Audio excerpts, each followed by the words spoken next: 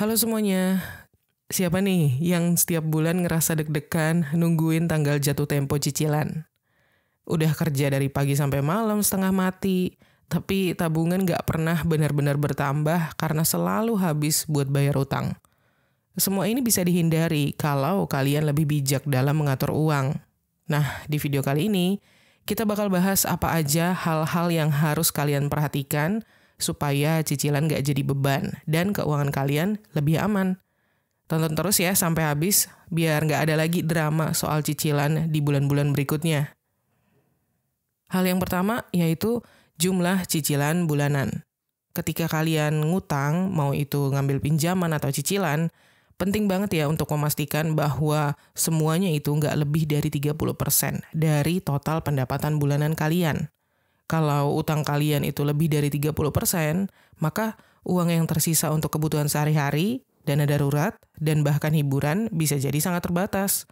Ini bukan cuma soal mengurangi kenyamanan kalian, tapi juga bisa bikin finansial kalian jadi nggak stabil. Soalnya, kalau pengeluaran rutin kalian terlalu besar, termasuk cicilan per bulan itu sendiri, berarti kalian akan berisiko kesulitan untuk menabung atau memenuhi kebutuhan darurat. Jadi, memprioritaskan batas aman cicilan itu bisa sangat membantu kalian untuk tetap punya ruang bernapas dalam pengelolaan keuangan.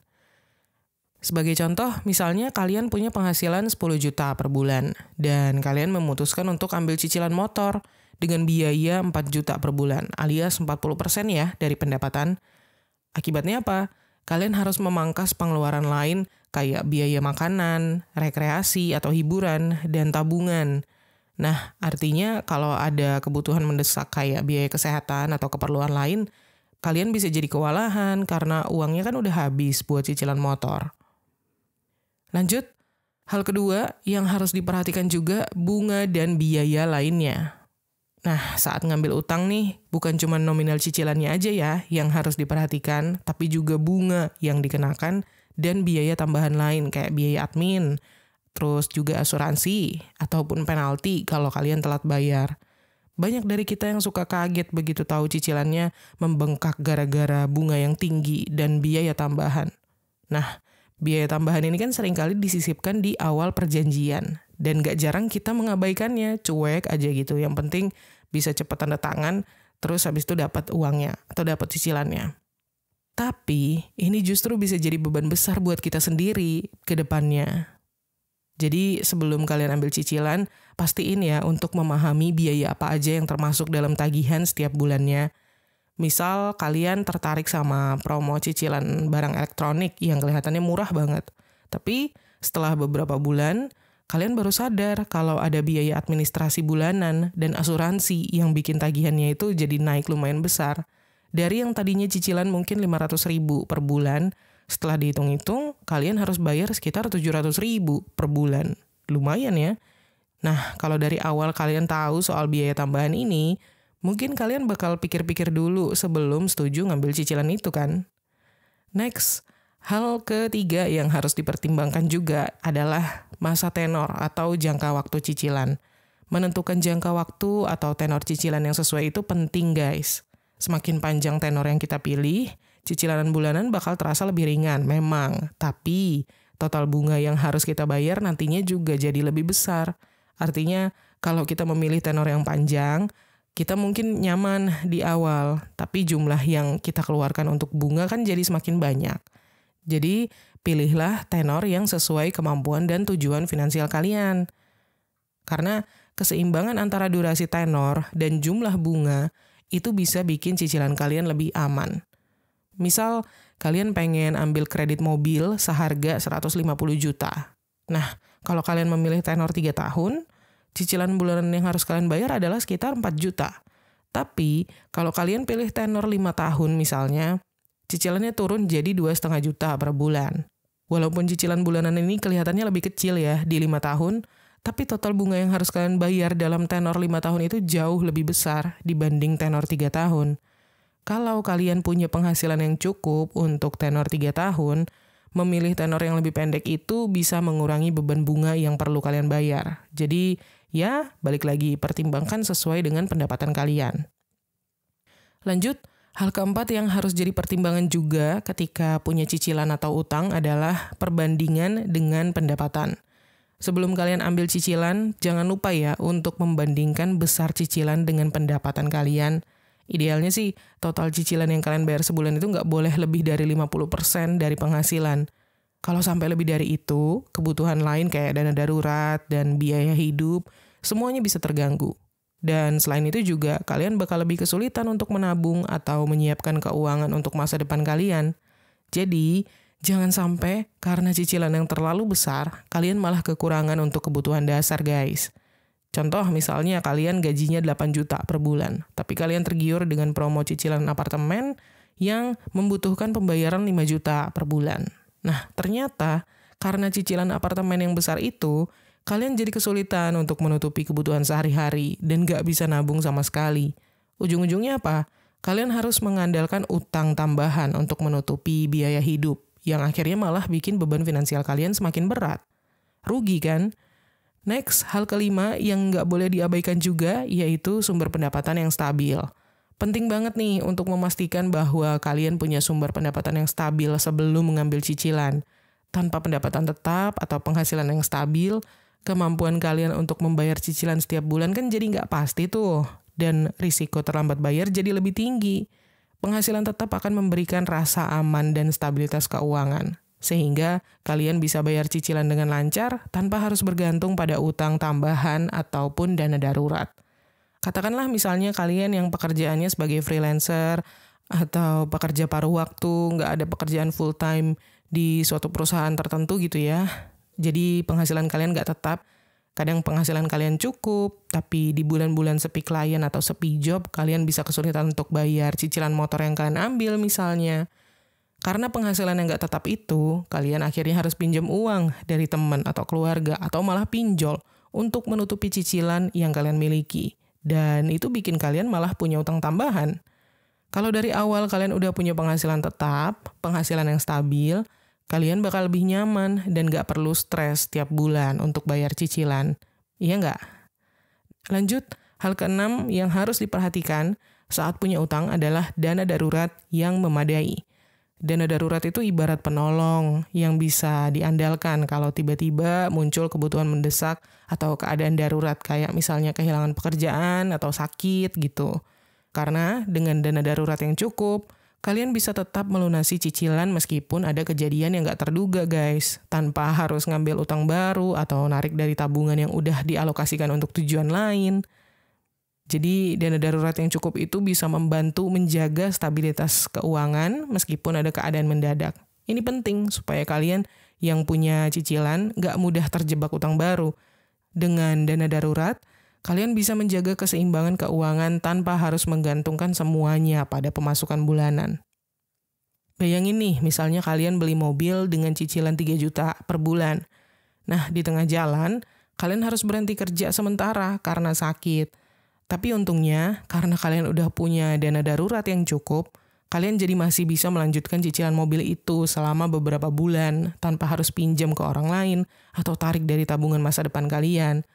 Tapi, kalau kalian gak punya dana darurat, kemungkinan besar kalian malah harus ngambil utang lain kan untuk nutupin cicilan yang malah bikin beban finansial kalian itu semakin berat. Next, hal ketujuh yang gak boleh diabaikan selama punya cicilan adalah prioritas pembayaran cicilan. Nah, ini kalau kalian punya lebih dari satu cicilan, penting ya untuk menentukan prioritas pembayaran, terutama buat cicilan yang bunganya paling tinggi atau yang memiliki risiko penalti besar. Menyelesaikan cicilan yang lebih mahal atau yang berisiko terlebih dahulu, itu bisa membantu kalian mengurangi beban finansial dan mencegah utang bertambah karena denda atau bunga yang terus naik. Jadi, dengan melunasi cicilan yang lebih berat lebih dulu, keuangan kalian bisa lebih ringan dalam jangka panjang. Bayangin misalnya kalian punya cicilan kartu kredit dengan bunga tinggi dan cicilan laptop yang bunganya lebih rendah. Kalau kalian prioritasin pembayaran kartu kredit lebih dulu, total bunga yang harus kalian bayar dalam sebulan jadi berkurang. Tapi sebaliknya, kalau kalian lebih fokus untuk bayar cicilan laptop dulu nih, bunga dari kartu kredit malah terus bertambah dan akhirnya bikin beban utang kalian jadi semakin besar. Dengan fokus ke utang yang paling berat dulu, kalian bisa menghemat pengeluaran jangka panjang. Next, hal ke-8 yaitu pahami risiko penalti atau denda. Kalau udah terlambat bayar cicilan, pasti ada risiko yang dikenai kan, entah itu denda atau penalti, dan jumlahnya seringkali besar. Ini nggak cuma bikin total utang kalian semakin berat, tapi juga bisa mengganggu cash flow bulanan. Nah, jadi penting banget ya untuk selalu membayar cicilan tepat waktu, supaya nggak kena biaya tambahan yang malah bikin cicilan semakin mahal. Jadi artinya, disiplin dalam pembayaran itu adalah kunci untuk menghindari biaya tambahan yang nggak perlu. Misal, kalian punya cicilan bulanan untuk motor, tapi suatu kali kalian telat bayar seminggu karena uangnya terpakai untuk keperluan lain. Nah, akibatnya kalian kena denda 100.000 yang cukup besar ya untuk cicilan motor. Dari situ kalian jadi belajar kan untuk selalu menyisihkan uang cicilan di awal bulan supaya nggak kena denda lagi. Karena kalau kalian terus-terusan telat, denda ini bisa semakin membebani anggaran bulanan kalian untuk jangka panjang.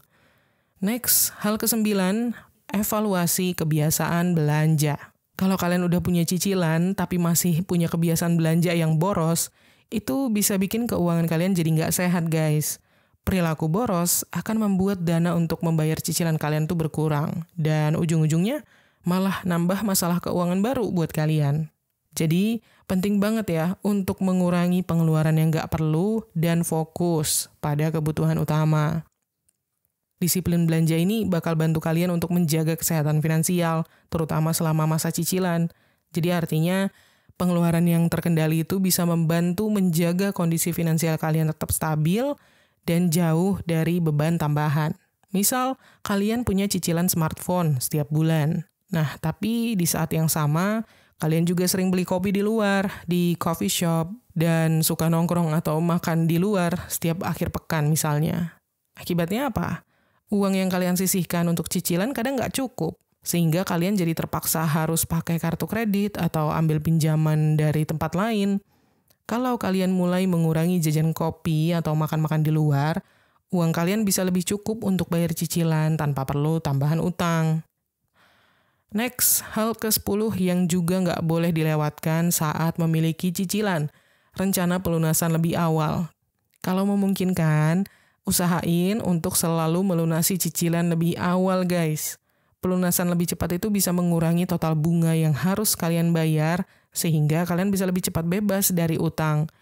Beberapa lembaga keuangan bahkan bisa sampai ngasih diskon bunga kalau kalian melunasi cicilan sebelum waktu yang dijadwalkan. So, ini bisa jadi strategi yang bagus ya untuk mengurangi beban utang. Dengan pelunasan lebih awal, kalian nggak hanya bebas dari cicilan lebih cepat, tapi juga bisa hemat biaya. Bayangin, misalnya kalian punya cicilan pinjaman untuk motor dengan jangka waktu 3 tahun. Nah, setelah setahun berjalan, kalian dapat bonus dari kantor dan memutuskan untuk melunasi cicilan itu lebih awal. Dengan begitu, kalian bisa hemat lumayan banyak, beberapa juta mungkin, dari bunga yang seharusnya kalian bayar selama 2 tahun ke depan. Jadi, kalau kalian punya uang lebih, jangan lupa pertimbangin untuk melunasi lebih cepat, supaya nggak terbebani bunga tambahan. Lanjut, hal ke-11 yaitu jangan gunakan cicilan untuk konsumtif. Di saat memutuskan untuk ambil cicilan, sebisa mungkin kalian memastikan bahwa utang yang kalian ambil itu adalah untuk kebutuhan produktif, bukan untuk belanja konsumtif atau gaya hidup doang. Karena cicilan untuk hal yang bersifat konsumtif, kayak misalnya gadget baru atau barang branded, itu seringkali nggak akan memberikan nilai tambah jangka panjang buat kalian. Malah justru cicilan untuk kebutuhan produktif, misalnya buat modal usaha, itu bisa membantu meningkatkan penghasilan atau nilai diri kalian di masa depan. Jadi intinya, utang konsumtif itu seringkali bikin kita terjebak guys dalam lingkaran utang, tanpa manfaat yang berarti untuk jangka panjang. Sebagai contoh, misal kalian tergoda untuk beli smartphone model terbaru dengan skema cicilan. Padahal handphone lama kalian masih berfungsi dengan baik. Karena kalian nggak menggunakannya untuk keperluan produktif, cicilan itu hanya menambah beban pengeluaran bulanan kalian tanpa meningkatkan pemasukan. Sementara mungkin teman kalian ada yang ngambil cicilan untuk kursus digital marketing misalnya, supaya bisa dapat skill baru yang berpotensi menambah penghasilannya. Ini contoh nyata kalau penggunaan cicilan yang tepat bisa memberi manfaat jangka panjang. Next, hal ke-12 yang nggak boleh di-skip ketika memiliki cicilan atau utang adalah pahami konsekuensi gagal bayar. Penting banget guys untuk memahami risiko yang kalian hadapi kalau sampai terjadi gagal bayar cicilan. Gagal bayar ini bukan cuma soal denda aja, tapi juga bisa berdampak lebih luas lagi. Di saat kalian telat bayar atau bahkan nggak bisa bayar cicilan sama sekali, kalian bakal kena bunga tambahan yang semakin menambah total utang. Dan selain itu, reputasi keuangan kalian juga bisa kena dampak negatif karena tercatat di sistem BI Checking atau yang sekarang dikenal dengan Slik OJK, yang dipantau langsung oleh bank dan lembaga keuangan. Catatan buruk ini bisa memengaruhi peluang kalian untuk mendapatkan pinjaman di masa depan. Jadi, ketika kalian nggak bisa bayar cicilan, bukan cuma jumlah utang aja yang bertambah, tapi juga reputasi kalian di mata bank bisa jadi jelek. Misalnya, kalian punya kredit motor yang cicilannya udah nunggak 3 bulan karena kalian berhenti kerja. Akibatnya, kalian nggak cuma dikenakan denda, tapi juga kesulitan kalau pengen ambil pinjaman atau cicilan di masa depan, karena catatan di BI Checking kalian kan jadi kurang bagus. Hal ini membuat kalian jadi makin susah kalau nanti butuh pinjaman untuk hal yang benar-benar penting, misalnya buat modal usaha atau keadaan darurat. Next, hal ke-13, diskusikan dengan keluarga. Sebelum kalian ambil cicilan, terutama dalam jumlah besar atau dalam jangka waktu yang lama, diskusikan dulu dengan keluarga atau pasangan. Ini penting untuk mendapatkan dukungan dan menyiapkan diri bareng-bareng untuk menghadapi komitmen finansial yang diambil. Apalagi kalau yang diambil itu untuk cicilan bersama ya, misalnya buat beli rumah atau beli kendaraan. Dengan diskusi bersama, semua anggota keluarga bisa lebih siap menghadapi risiko yang mungkin muncul dan meminimalkan konflik atau kesalahpahaman. Ambil contoh nih, misalnya kalian yang udah berkeluarga, kalian sama pasangan kalian mungkin berencana untuk ambil KPR rumah. Nah, sebelum mengajukan, kalian berdiskusi dulu tentang bagaimana cicilan itu akan memengaruhi pengeluaran bulanan kalian, dan kalian juga memastikan bahwa pasangan kalian setuju untuk ikut bantu membayar. Dengan begitu, kalian punya kesepakatan bersama dan bisa berbagi tanggung jawab. Ini membuat kalian lebih siap dan gak ada yang merasa terbebani sendirian dengan kewajiban itu. Oke, jadi itu dia beberapa hal yang wajib diperhatikan dan juga tips-tipsnya supaya kalian bisa lebih bijak mengelola utang dan tetap tenang selama melunasi cicilan. Ingat, punya utang itu nggak selalu buruk selama kalian tahu cara ngaturnya dan nggak kebablasan. Kalau kalian punya pengalaman atau tips lain soal ngatur utang, boleh banget ya share di kolom komen supaya kita belajar bareng-bareng. Oke, segitu dulu video kali ini. Semoga bermanfaat, dan terima kasih udah nonton. Klik tombol like dan subscribe kalau kalian suka video ini, dan sampai ketemu lagi di tips menuju kekayaan berikutnya.